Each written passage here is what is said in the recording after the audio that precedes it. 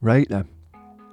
I guess though the opening screen here tried to dupe in your hard-earned 10-pence pieces by seemingly promising you the highly attractive scenario of a young, fresh-faced, poodle-permed power balladeer being mercifully pursued by a multicoloured swap shop of philandering jumpsuited and booted boy band bozos. The reality, unfortunately, was something quite but not completely different.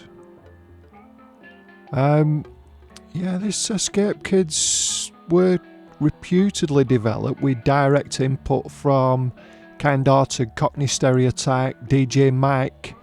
You taking the Michael? You taking the blinking, shrinking, frinking Michael Sambeam?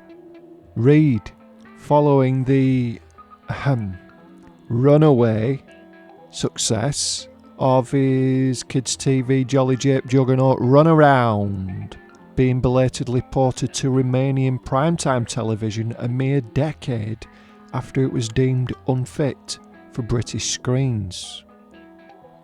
And I've got to say, it finds its natural home here in a race for guts, glory, goodness knows what else, as they just dash about. That's all they do, is just dash about. I will say, once the race is over though, in a frankly Freudian twist of scatological fate, the podium, or if you prefer, poodium, turns the turdy tables by allowing the number 1 and the number 2 to stay out of the bothersome bowl, as the rest of the useless smelly old stools are flushed away like the docile dollops that they are. I've got to hold my hands up here and say I didn't even make it to this level with big ladders on, due to my old Daley Thompson decathlon induced repetitive strain injury kicking in again. And as for this running vigorously against the grain of a Dayglow Travelator or whatever they're called, well, you can just sack that right off. I'm glad I didn't get that far, or something would have had to give, man. Check out the green guy though in his bathing cap, eh? Hey? Run around now! Go! And I guess with a mention on back of this, I guess it were only a matter of time before Popeye had a look in, wasn't it? Game Boy Advance this a few years later. I mean, it's a straightforward enough comparison, isn't it? Almost the sequel for me.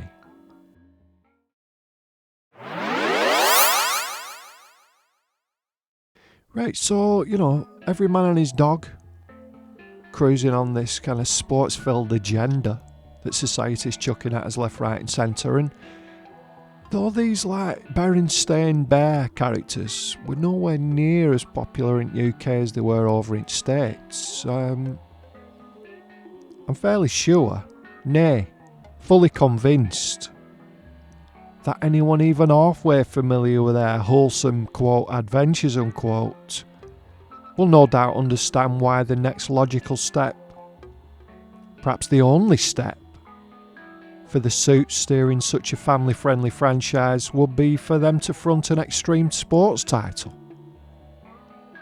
I'll bet you £1 to a penny some sharp-suited and bespoke-booted exceptional executive certainly earned the 6-figure bonus that afternoon, eh? Certainly enough to cobble together an half-arsed collection of what is ostensibly the same event, only, in various bodacious settings. Radical. Indeed.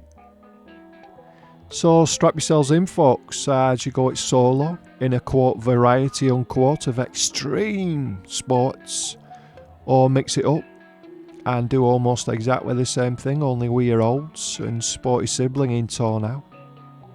Gotta say, the team games feel like they mean more somehow, due to pitting your esteemed barefaced clan against, I'm assuming, other such family units.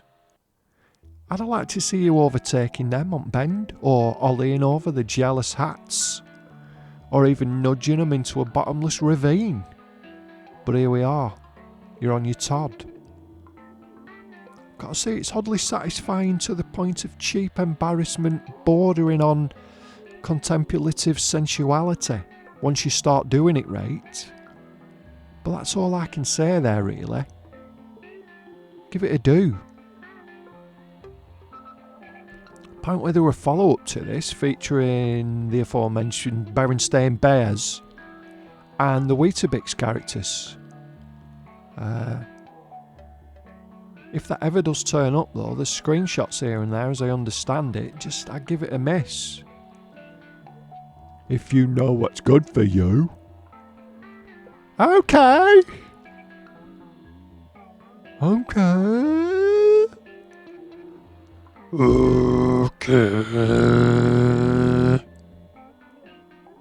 Okay.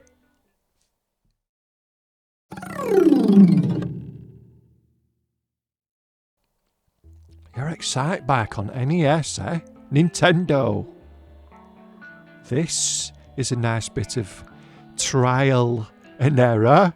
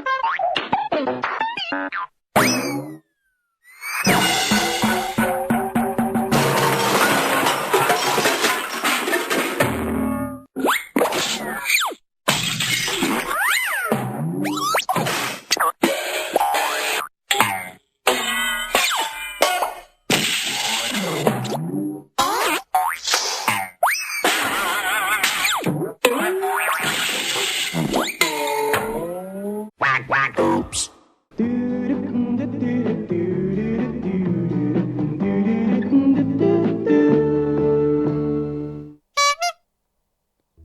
You heard.